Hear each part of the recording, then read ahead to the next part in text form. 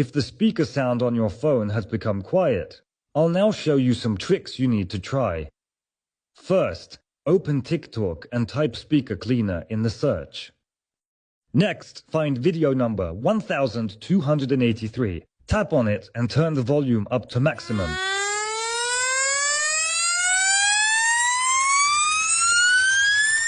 Your speaker will start to be cleaned, and dust and moisture will come out of it.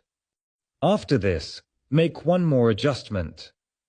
Open the main settings on your phone and go to the Sounds and Vibration section. Here, select the volume setting.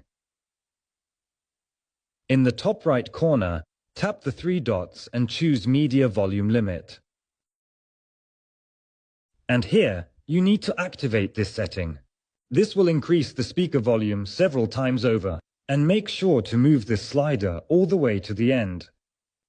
After this, restart your smartphone, and it will work louder because there will no longer be any debris or moisture inside. And the hidden setting increases its volume. Enjoy!